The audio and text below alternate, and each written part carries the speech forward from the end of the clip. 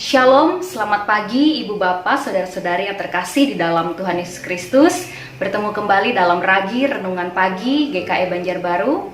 Hari ini Jumat 14 Agustus 2020 bersama saya Pendeta Lisa Arianti.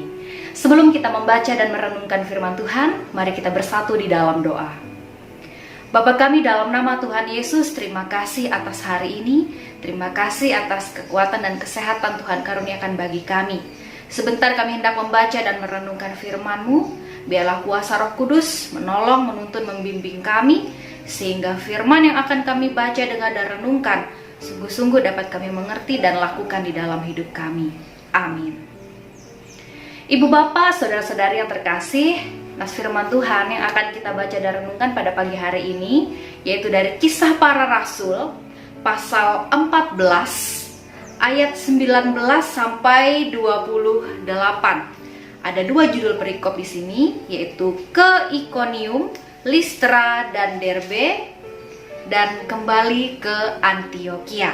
Ibu bapak saudara-saudari dapat membaca nas ini dengan lengkap secara pribadi, dan saya akan membacakan beberapa ayat utama, yaitu ayat 19 sampai 21 dan ayat 27.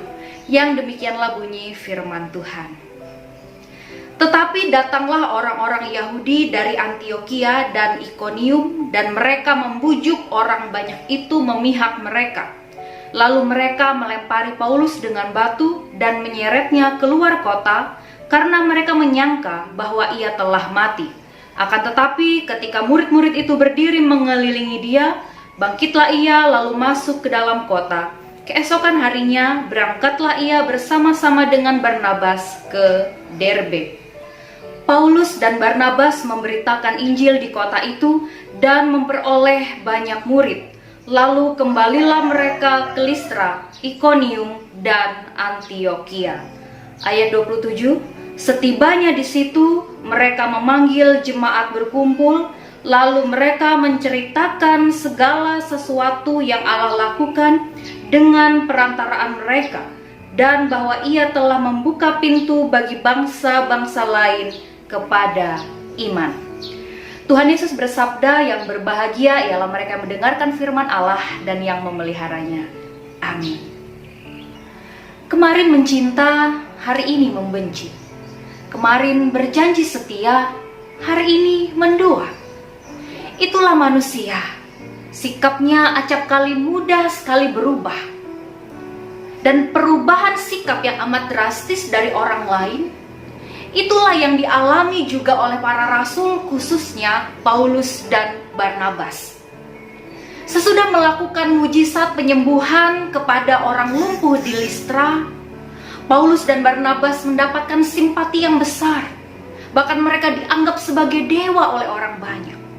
Pujian, penghormatan, dan simpati orang banyak itu tidak membuat Paulus dan Barnabas menyombongkan diri.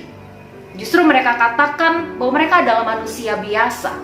Allah lah yang memberikan kuasa kepada mereka untuk bisa mengadakan mujizat demi meneguhkan kesaksian mereka. Dan baru saja orang banyak itu mengagumi dan memuja Paulus dan Barnabas, sikap mereka berubah seketika saat orang-orang Yahudi dari Antiokhia dan Ikonium datang untuk menghasut dan memprovokasi mereka untuk membenci para rasul dan menolak pemberitaan Injil.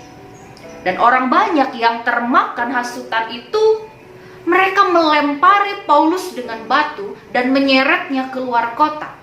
Dan mereka mengira bahwa Paulus telah mati. Tetapi Paulus mengalami mujizat Tuhan. Ia selamat. Tuhan masih ingin memakai Paulus untuk bekerja bagi dia.